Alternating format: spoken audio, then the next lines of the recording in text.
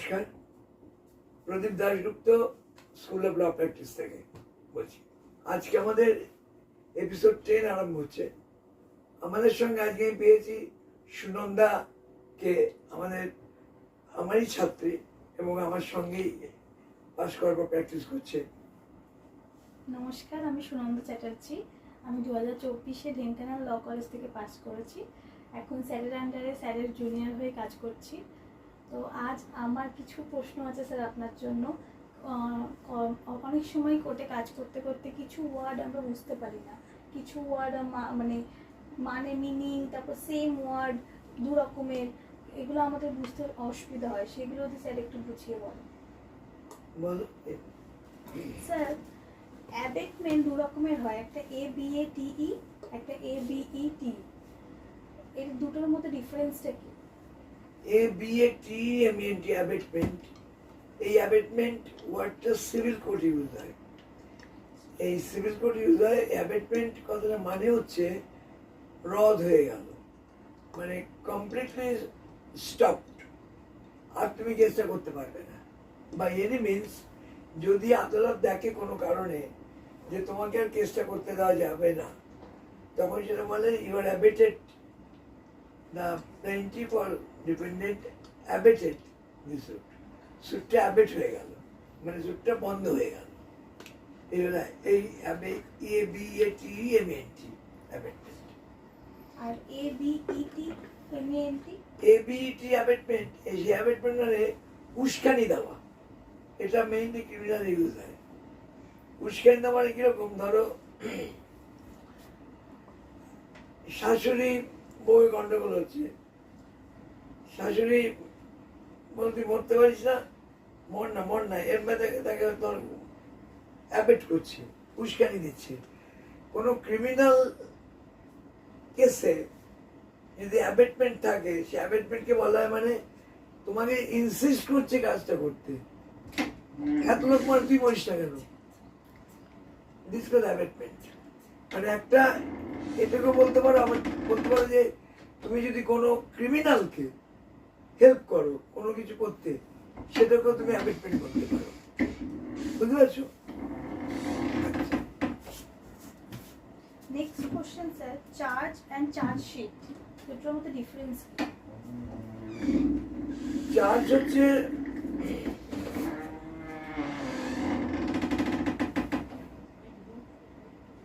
আসামি যখন কোর্টে উপস্থিত হয়, তখন তার দেখা গেল যে পুলিশ তার এগেন্সে চার্জশিট দিয়েছে। মানে চার্জশিট বলতে বোঝাচ্ছে যখন কেউ অফেন্স করে, তার এগেন্সে রিপোর্ট হয়, তখন ইনভেস্টিগেশন আরম্ভ হয়। সেই ইনভেস্টিগেশন নর্মালি পুলিশ করে। এই ইনভেস্টিগেশনটা যখন আরম্ভ হচ্ছে, তখন এই ইনভেস্টিগেশন যখন কমপ্লিট হলো, তখন দুটো এফেক্ট আসতে পারে। একটা, পুলিশ দেখতে পাই না যার এগেন্সে ইনভেস্টিগেশন তার বিরুদ্ধে কোনো দোষ পেলাম না, আর দেখতে পাই না he is really guilty, or he could be shed accused person.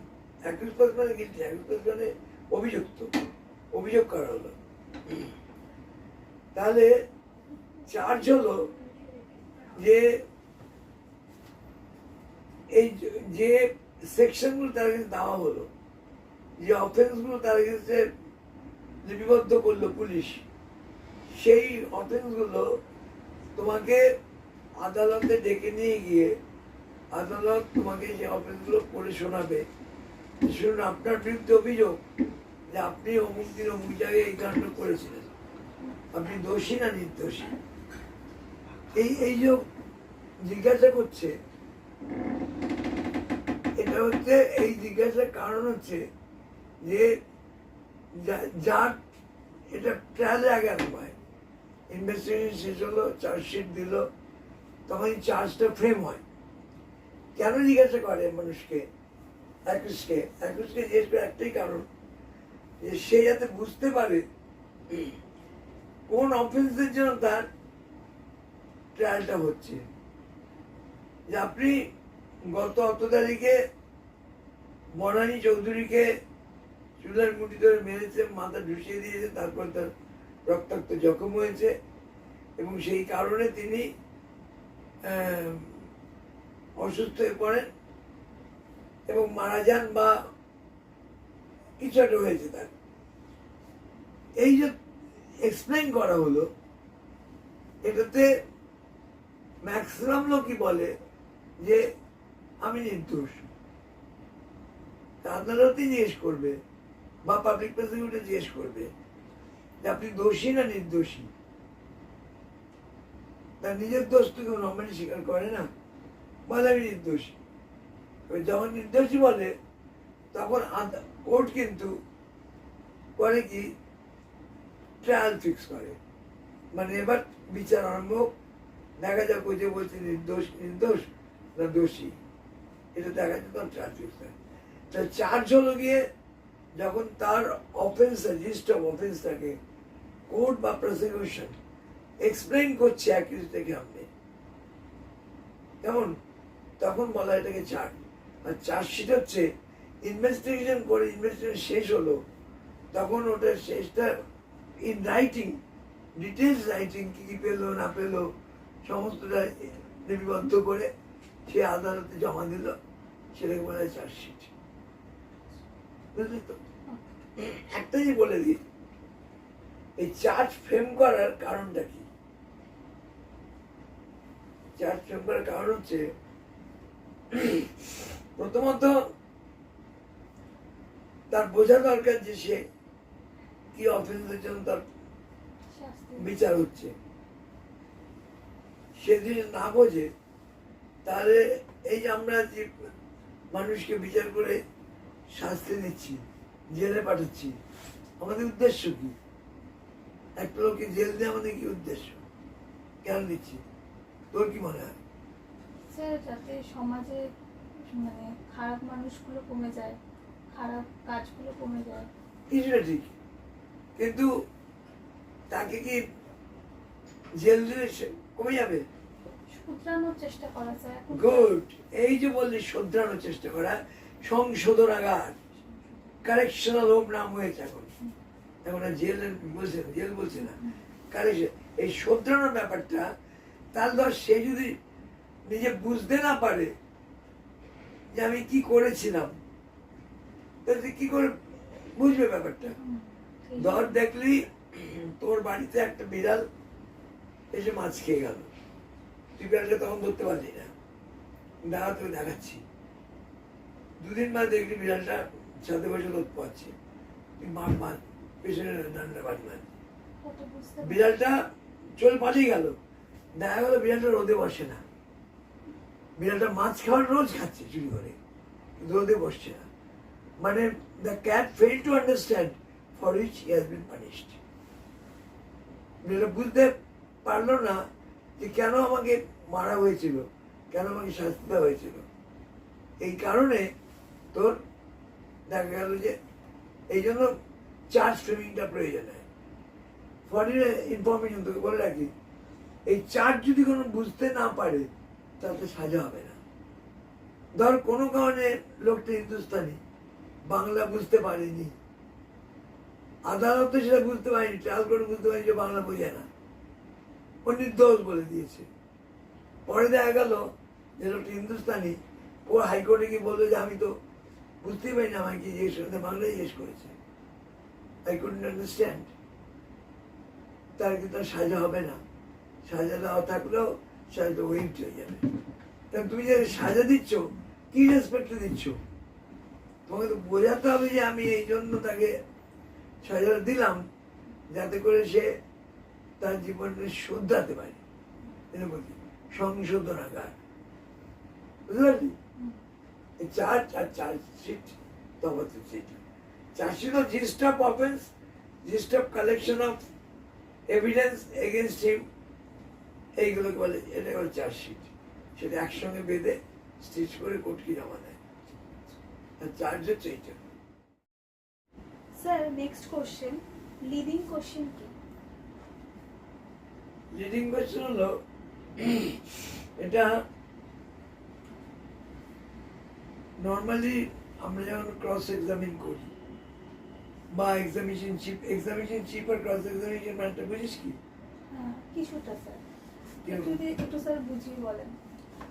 Examination chip হচ্ছে, ধর যে নালিশ করলো তাকে যখন তার উকিল বা পরীক্ষা করবে মানে জিজ্ঞেস করবে কি হয়েছিল, কেন আপনি কোর্টে এসেছেন, সেটাকে বলে এক্সামিনেশন চিফ, CHIEF। আর ক্রস এক্সামিনেশন হলো ওই এক্সামিনেশন চিফ হওয়ার পরে আসামি পক্ষের যে উকিল থাকে তাকে বলা হয় আপনি জিজ্ঞাসাবাদ করুন। যদি ক্রস না করে তাহলে স্টেটমেন্টটা কিন্তু ইউজলেস, মানে না স্টেটমেন্ট। সেই জন্য চিফ আর ক্রস বুঝলে তো? হুম, তো তোর কোশ্চেনটা কি ছিল? Leading question. Leading question.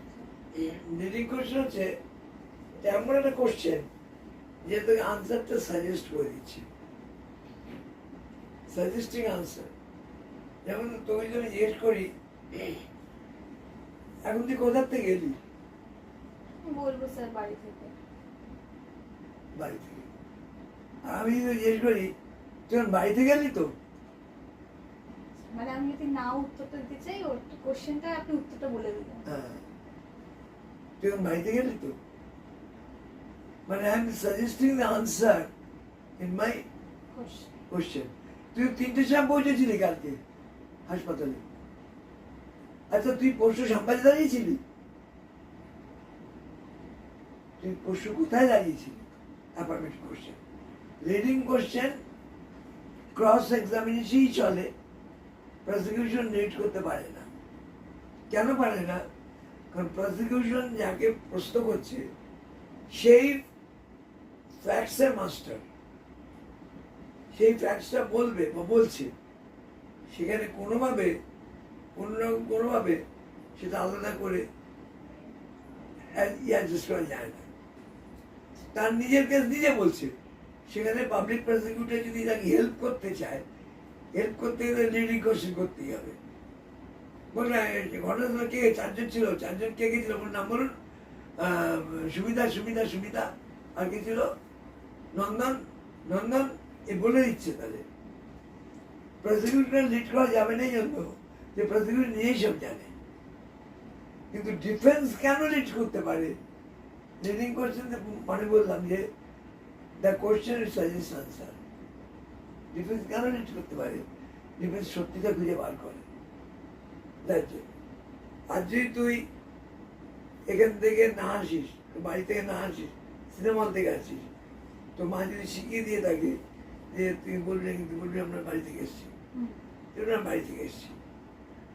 এবার আমি যদি জানতে পারি পক্ষে আমার ক্লায়েন্ট, আমি সিনেমা হল গিয়েছিলাম, আমি তোকে জিজ্ঞেস করি আপনি সেদিন সিনেমা হল থেকে গেছিলেন তো, সাধারণত উত্তরটা হ্যাঁ চলে আসবে। হ্যাঁ চলে আসবে, সেটা পরের কথা। কিন্তু এই যে আমি জিজ্ঞেস করলাম আপনি সিনেমা হল থেকে সেদিন এসেছিলেন তো, এই যে আই এম সাজেস্টিং আনসার, এইটার রেডি কোশ্চেন, এটাকে রেডি কোশ্চেন বলে। এটা এভিডেন্স দেখতে তুই পাবি।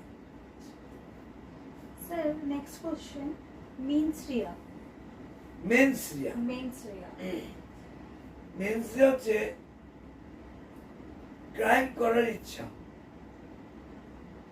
একটা লোকের mental attitude to commit certain types of crime. Crime করার ইন্টেনশন, সেটাকে বলা হয় মেন্স রিয়া। আচ্ছা, মানে ইচ্ছাটাকে বলে মোট attitude. Sir onus or burden of proof. ওনার burden of proof, burden of proof মানে হচ্ছে এই যে আমরা ক্রিমিনাল কেস করি, সিভিল কেস করি, এখানে প্রমাণ কে করবে? নির্মল যার কেস সে প্রমাণ করবে, বুঝতে পারলি? যার কেস সে নিজে কোর্টকে বলবে এই ঘটেছিল, যার কেস তাকে মনে করে দিতে হবে কত তারিখে হয়েছিল, যার কেস তাকে মনে করতে কটার সময় হয়েছিল, যার কেস মনে করাতে পারে কি ঘটনা ঘটেছিল। সেই জন্য প্রসিকিউশনকে লিড করতে হয় না, বুঝতে পারছি? যার কেস সে বলবে। এটা হচ্ছে তোর burden of proof. Burden of proof. Burden proof এটা না। বার্ডেন প্রুফ হলো যার কেস সে প্রমাণ করবে নিজের ঘটনা, হুম। সে নিজে প্রমাণ করবে যে এই ঘটেছিল, এই তো বার্ডেন অফ প্রুফ। মানে আমার বার্ডেন লাইজ আপন দি প্রসিকিউশন, মানে যে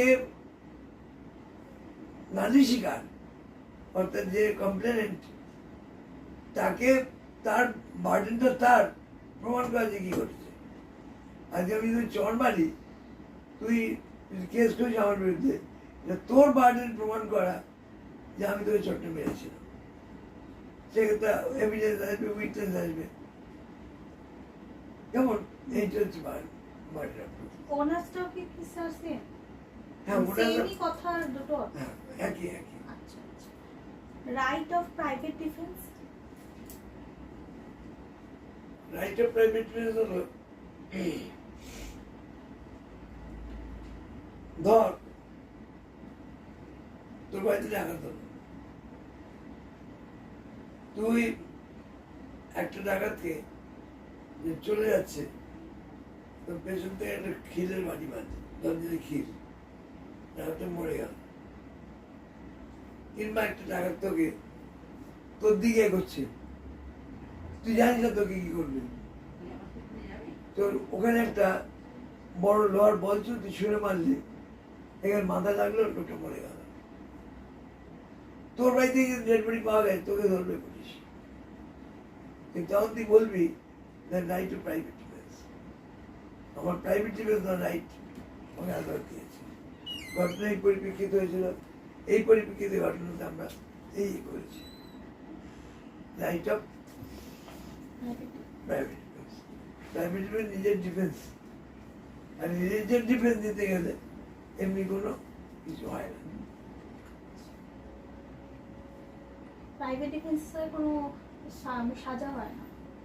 না, যদি প্রুফ করতে যদি পারে। প্রমাণ করা যায় যে under that situation you have kill the man, তার সাজা কমে যায়। স্যার ধরুন কোনো সাক্ষী নেই, আমি সাক্ষী একমাত্র, তাও সেটা প্রমাণ করা কি সম্ভব?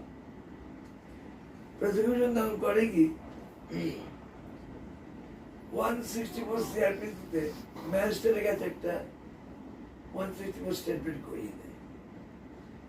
এই 164 স্টেটমেন্ট করিয়ে দিল, তখন ও নিজে একটা কথা বললো আর ম্যাজিস্ট্রেটের কথা বললো, এই দুটো যদি এক হয় তাহলে একটা পরবর্তী পিস অফ এভিডেন্স তৈরি হবে।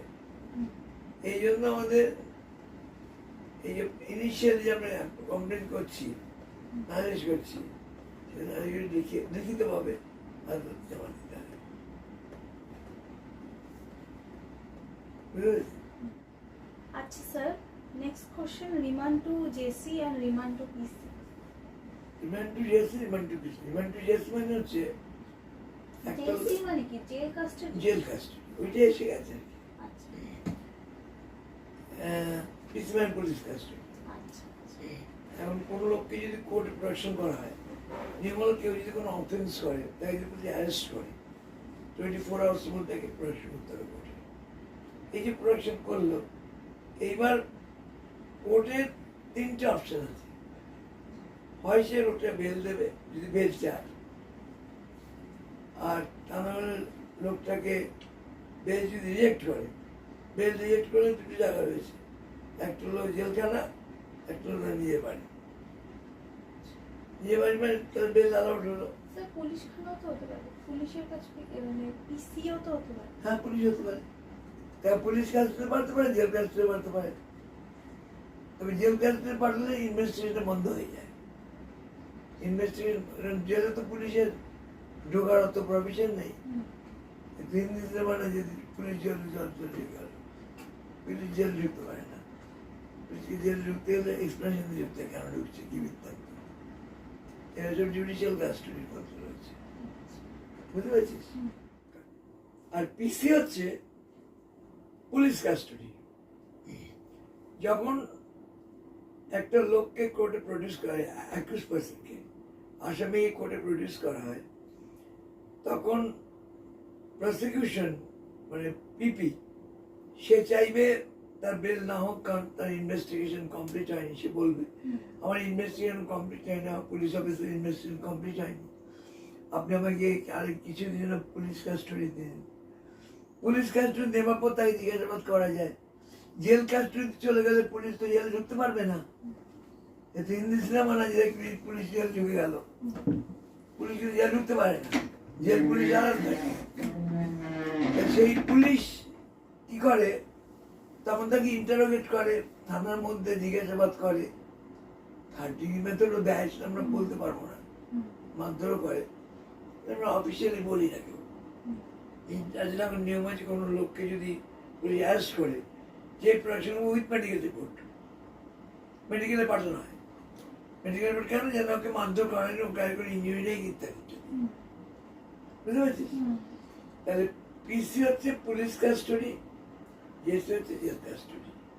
তাহলে আসামিকে হয় বাড়ি পাঠিয়ে দেবে বেল দিয়ে, বেল যদি না হয় তাহলে হয় পুলিশ কাস্টডি দেবে যদি ইনভেস্টিগেশন শেষ না হয়, তার জেল কাস্টডি দেবে যদি জেল থাকতে হয়। এই হচ্ছে ব্যাপার। স্যার, ইনভেস্টিগেশন আর ইনকোয়ারির মধ্যে কি ডিফারেন্স? আরো একটা আছে এনকোয়ারি। ইনভেস্টিগেশন, ইনকোয়ারি আর এনকোয়ারি। ইনকোয়ারি INQUIR হয়েছে, যেটা সেই ইনকোয়ারিটা আমাদের জুডিশিয়ারিতে হয়েছে। আর এনকোয়ারি ENQUIR রয়েছে, ওটা দেখবি এই রেলওয়ে এনকোয়ারি, হসপিটাল এনকোয়ারি, কেমন? আর ইনকোয়ারি যেটা INQUIR জুডিশিয়ারিতে হয়েছে। ইনভেস্টিগেশন হচ্ছে যে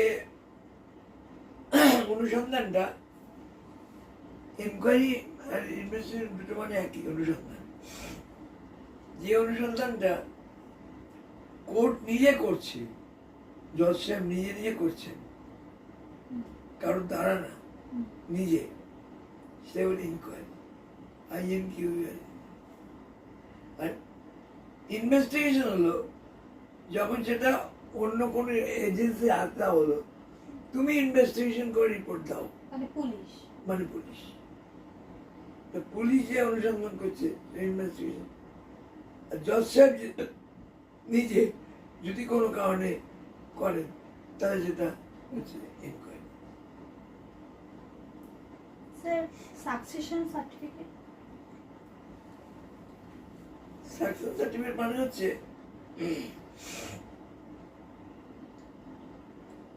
ধর কেউ মারা গেল, তার ব্যাংকে প্রচুর টাকা পয়সা আছে,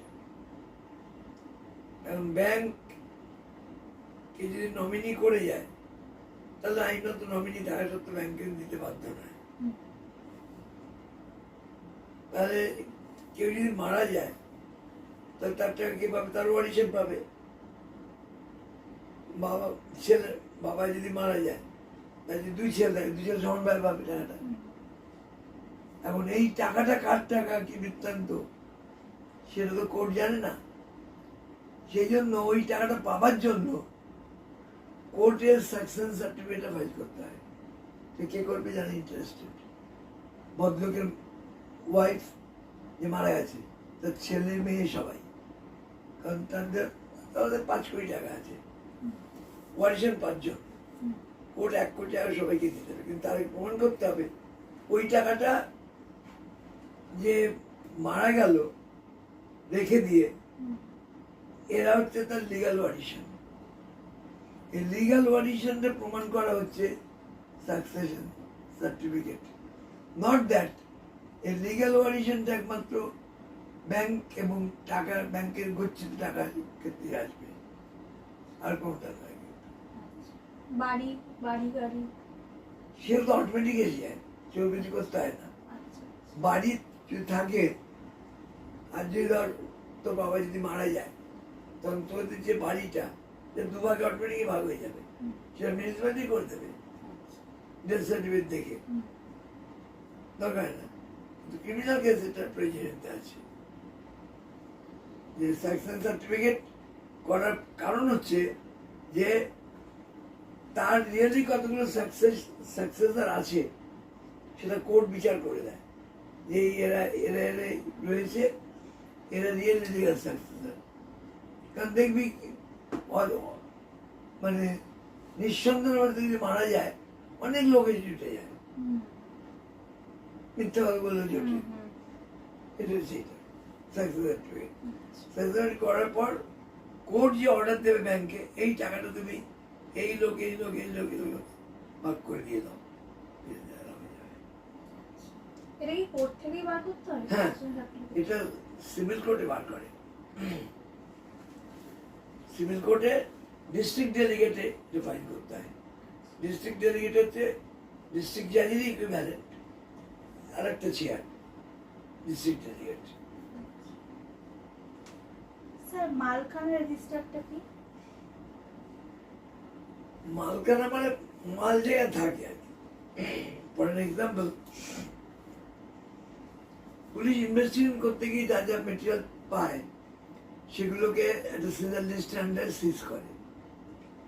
মানে মেটেরিয়ালের মধ্যে পেল লোয়ার রড, কাস্তে, হাতুড়ি, ল্যাপটপ, এই যেগুলো, এগুলো কোথায় রাখবে?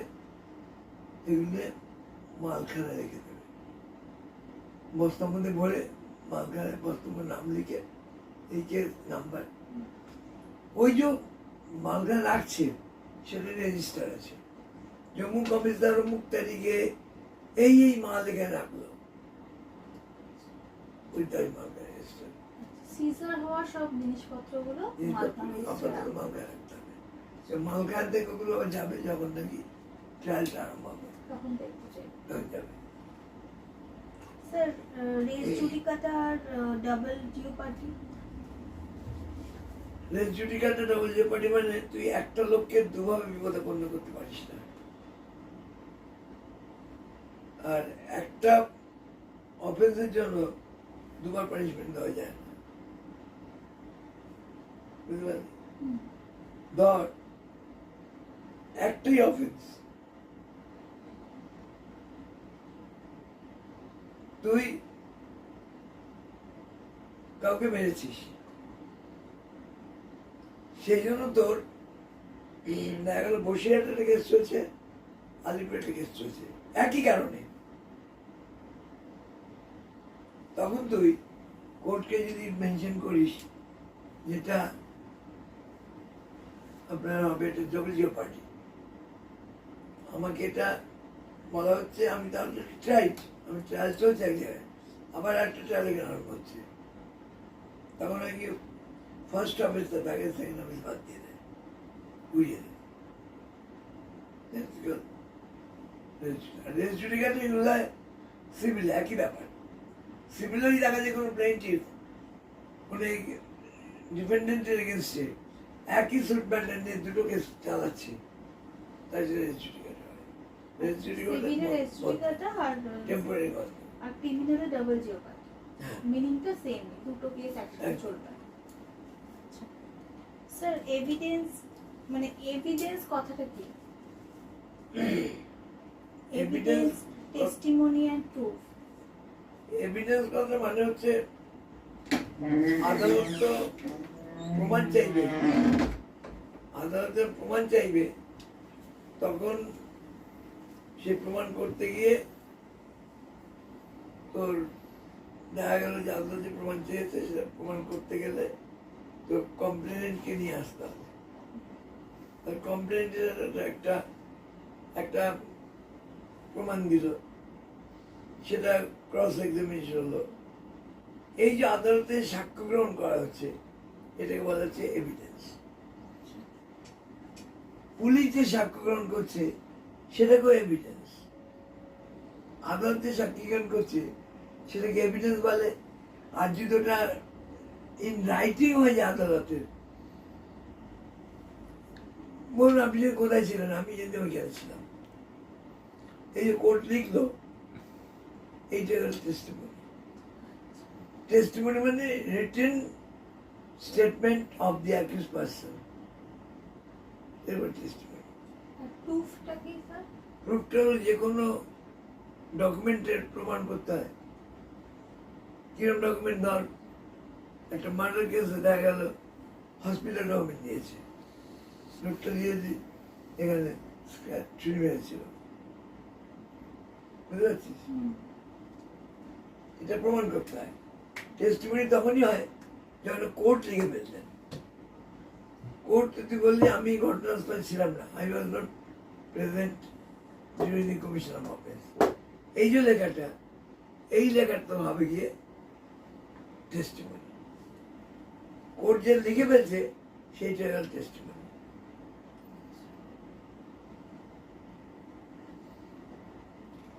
Sir next question, corpus delicti. Corpus delicti, corpus delicti মানে সোজা কথা ডেড বডি, কিন্তু যে কোনো ডেড বডি কর্পাস ডেলিক্টি বলা যাবে না। যে ডেড বডিটা ইন কানেকশন ক্রাইম, একটা লোক আজকে জাহাজ ডুবিতে মরে গেল, ফ্লাইটে যে ক্যাশ করে নদীতে পড়লো, যেখানে বহু লোক মরে গেল, সেই ডেড বডিগুলো কিন্তু কর্পাস ডিলিক্টি বলা যাবে না। কর্পাস ডিলিক্টি বলা যাবে যে ওটা মারা গেল ইন এ ক্রাইম। একজন গলাটা কেটে এক নদীতে ভাসিয়ে দিল, সে ভাসতে ভাসতে গেছে উঠলো, ওটাই কর্পাস ডিলিক্টি। সেটা হচ্ছে কর্পাস ডিলিক্টি। কর্পাস ডিলিক্টি মানে ক্রাইম, ক্রাইম যেমন in which a dead body developed. একটা ডেড বডি এসেছে ক্রাইম থেকে, মানে as the result of crime the man died, সেটাকে বলে কর্পাস ডিলিক্টি। সেই বডি জাগে, আর অন্য কোনো বডি থাকে না। কেমন? আচ্ছা, আজকে এই অবধি রইল। নমস্কার।